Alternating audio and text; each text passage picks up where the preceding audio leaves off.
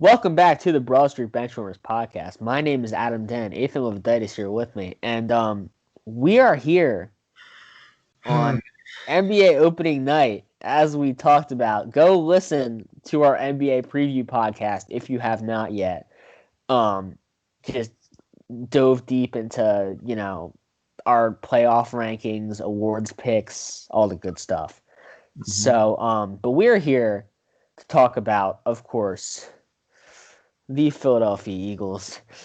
And I mean, we haven't done it, Last time I recorded, Carson Wentz was the starting quarterback of our team. Yeah. And it is an honor to say that Jalen Hurts is the starting quarterback of this team because he's looked infinitely better than Carson Wentz in his first two starts. It truly is an honor. I mean, 300 passing yards. Yeah. And 3 touchdowns in just his second career start. Yeah. The rushing numbers in his first career start, absolutely spectacular. Like 100.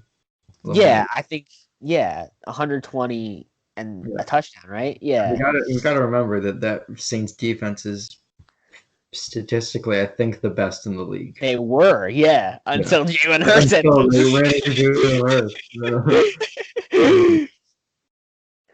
Hurts. It's crazy to see how this team changes under a different quarterback. Like it was miserable to watch this team with Carson Wentz, and it hurts because it hurts. Like no pun intended. After just seeing the regression of Carson Wentz, but and again, I mean, I feel like still, as I've said before in this podcast, the issues that Carson Wentz has had throughout this season have really just been embellished by what I feel like has been a poor coaching job, I feel like has been an incredibly, terrible lack of weapons. Yeah, offensive line and weapons.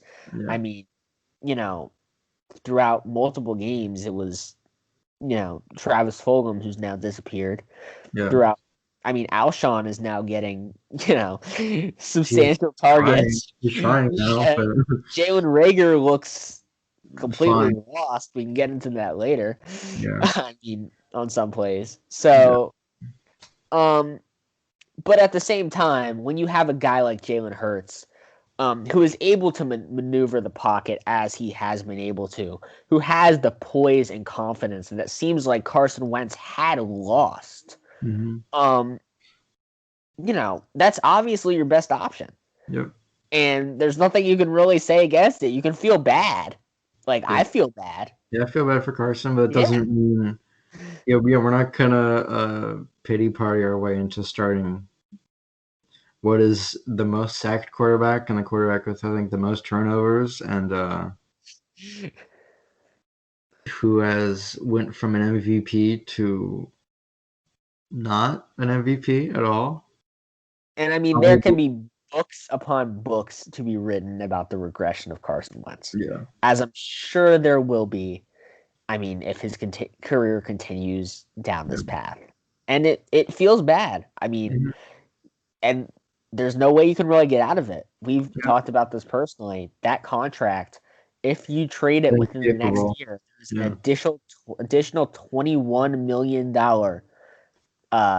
payment to Carson Wentz.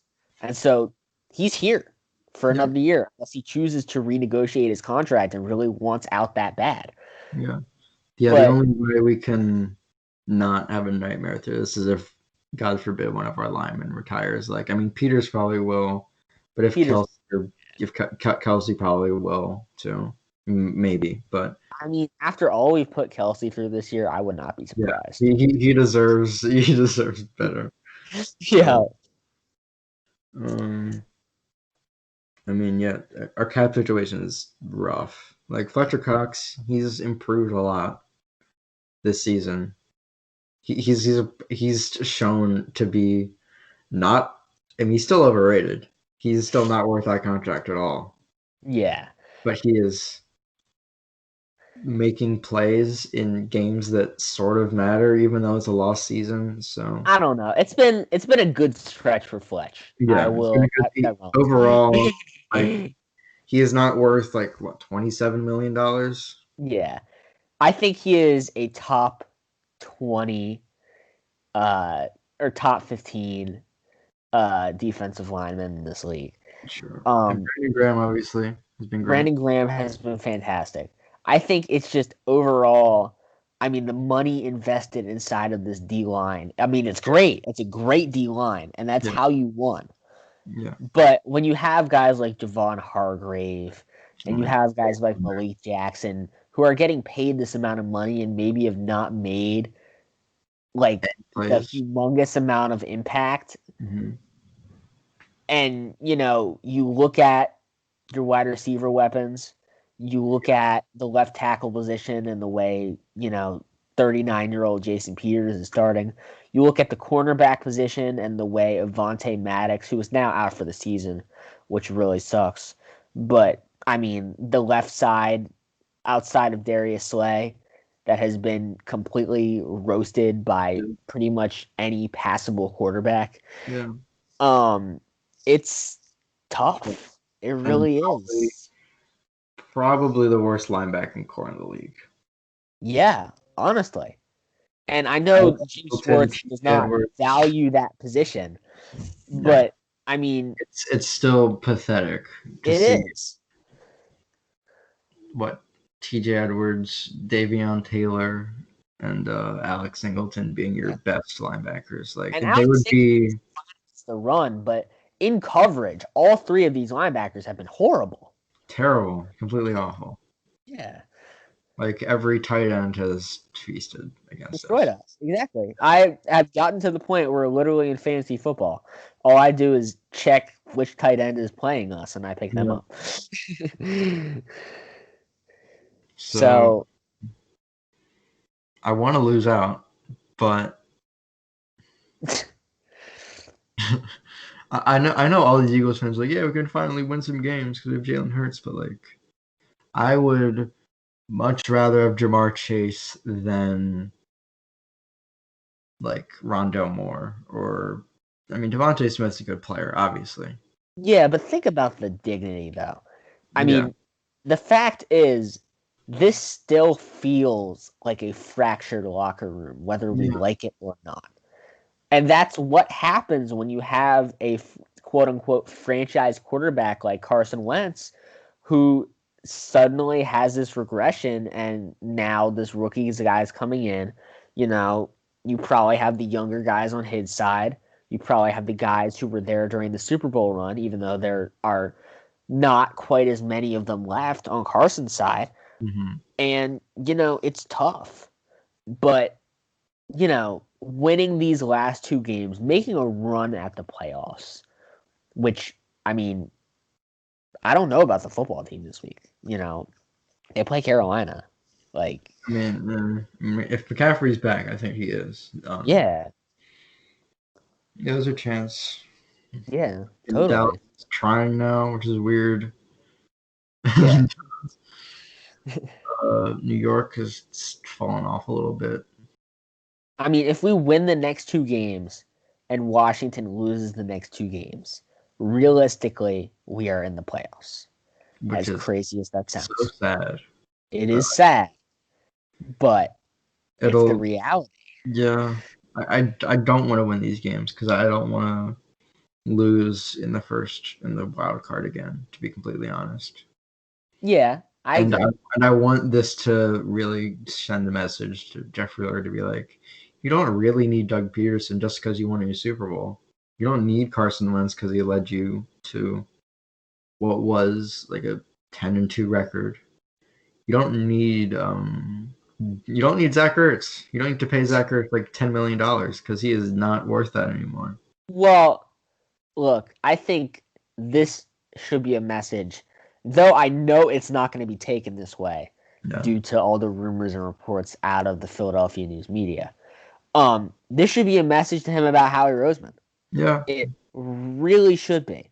Because the roots of all of these problems at the end of the day is a roster created by Howie Roseman that values quote unquote loyalty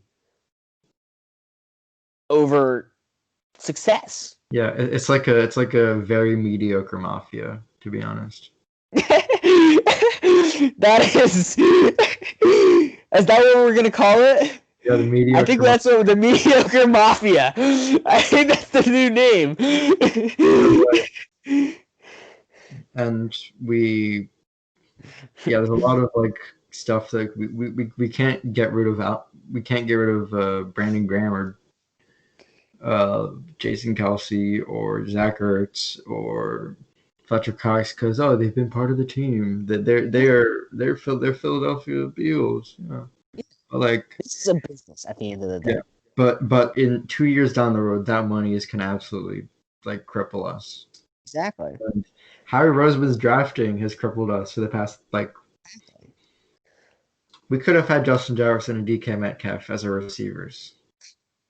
We took J.J. Arcega-Whiteside and Jalen Reagor. So, I mean, that's pretty indicative of how he's drafted. And when you get Derek Barnett in the first round, like a 13, traded up, I think. Yep. For a guy who, I mean, he's been tall. He's been okay. He would be okay for like a second round, third round pick, but not where, yeah. And when you extend him and pay him like $10 million, it's unacceptable. Yeah, and again, more money in the D line.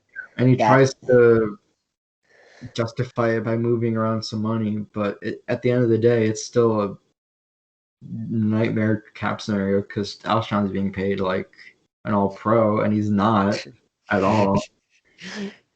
And so if he gets on the field, yeah, and assuming that Zach Ertz was healthy all season, they would have paid him handsomely as like a top tight end, and he's kind of lost that job to Dallas Goedert at this point because he's just not been on the field, and when he's on the field, he's done nothing. And Deshaun Jackson, as much as we love him, we gave him a handsome extension, and he's a handsome like contract after he traded for him from Tampa. But I can recall maybe 2 big plays that he's had in his second stint. You have 2? I have 1. I'm just thinking. I have the one from week 1. That's it. Washington, but yeah, that's the one I'm talking about. I don't have another one. That might be it, but yeah, I think that's it. like he deserves to be in the Ring of Honor at some point. One of the best receivers this team has seen, but nostalgia is not the answer to our problems at this point. No. Like it's rough out here. Really. I mean, like you said, I mean, the drafting I think is the big thing for me. God awful. Yeah, I mean, Jalen Reagor I still think has a lot of potential. I really do.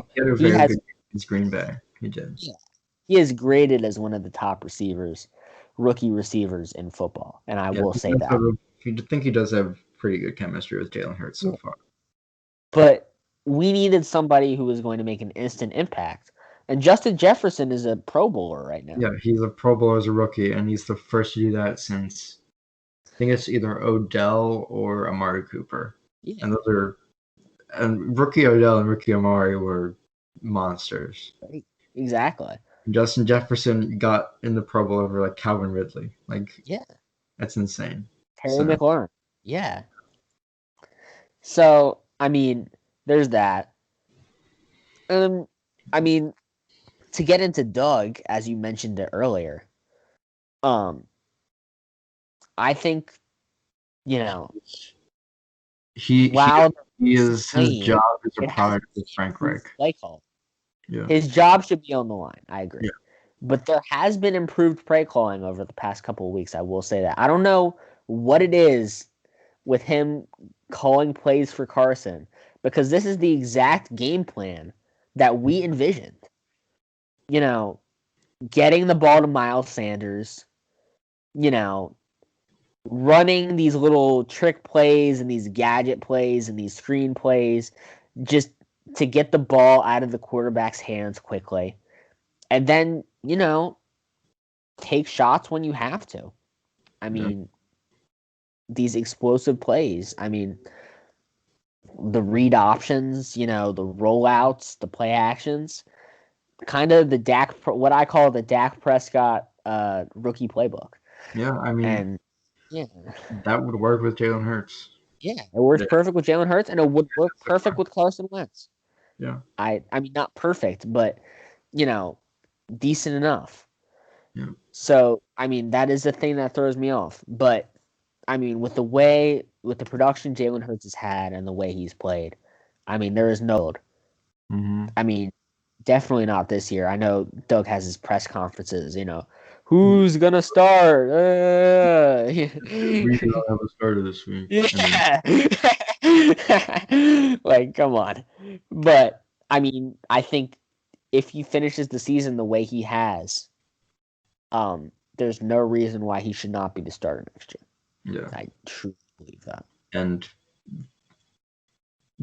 God forbid if we do win out. I know I'm like playing devil's advocate at this point, but God forbid we win out. Hopefully that doesn't mean Doug Peterson keeps his job, because I believe Doug Peterson will keep his job even if we don't win. Probably will either way, because it's a very complicit franchise.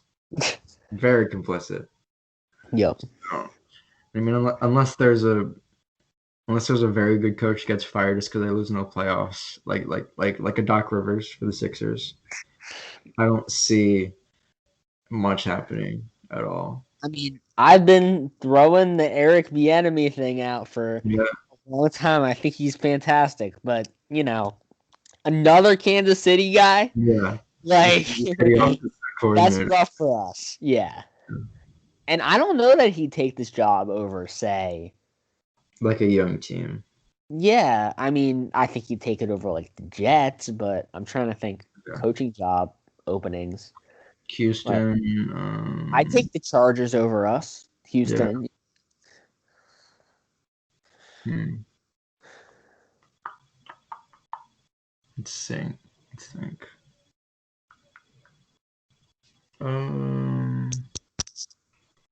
Okay, let's go to standings right now. Denver. I wouldn't take. Yeah, Denver.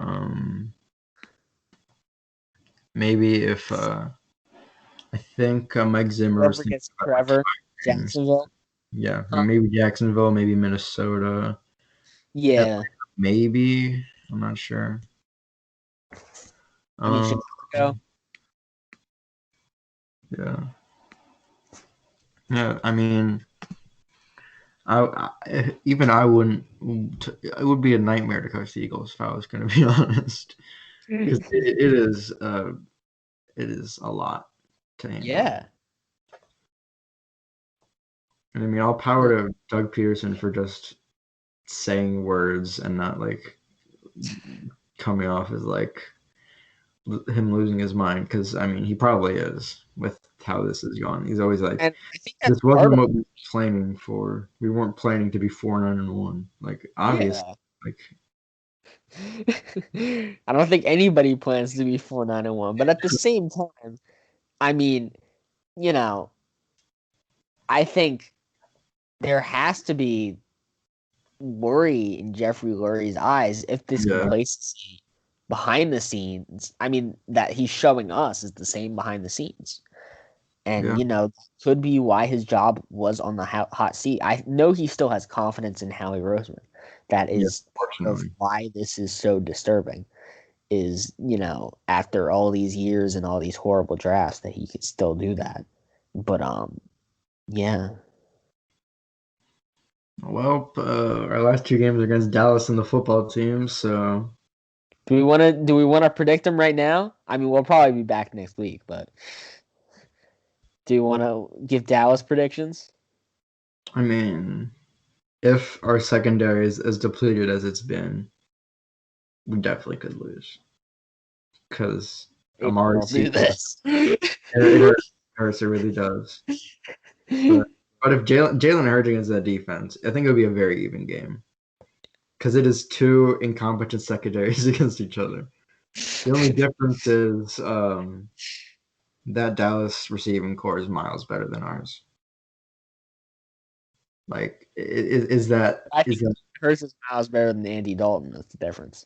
Yeah, I think he could carry us to a victory, but in my brain, I'm like, if we lose, Dallas gets a worse pick, and we get a better pick. But at the same time, I'm like, I obviously want to beat Dallas. Like, it's a very weird I want dichotomy. Jamar Chase as much as everybody, but like Yeah, I said, with the way the odds are right now and the way Washington looks to match up against Carolina, there is so much still on the line right here, and you would be crazy to even think about throwing this game. So I'm going to say 31-23. The Philadelphia Eagles come home with a W. yeah, sure. I don't. I know this is the Eagles, mostly an Eagles centered podcast, but I don't really care anymore. I'm just enjoying where it goes. If if we start what's his name? Quez Watkins, receiver one, sure. But just because we have 9 losses and 1 tie, which is against the Bengals. So at this point, I'm just curious to see what happens. Like if we win all these games, sure, I don't care. If we win all these games, okay, we can lose to Seattle in the wild card again. That'd be fun. But yeah, We'll see. It all goes down this Sunday, 4:25 on Fox. Not to shout them out, they don't really need it. yeah, they Yeah, but we will be back after that game and yeah. after a very entertaining slate of NBA games. Go check that out. Um, maybe I can do the little thing to get that to show up when I say that. Yeah. Yeah, It might be here. It might be yeah. here. um, but yeah, we'll be back soon, and yeah, fire Howie Roseman. Yeah. Bye.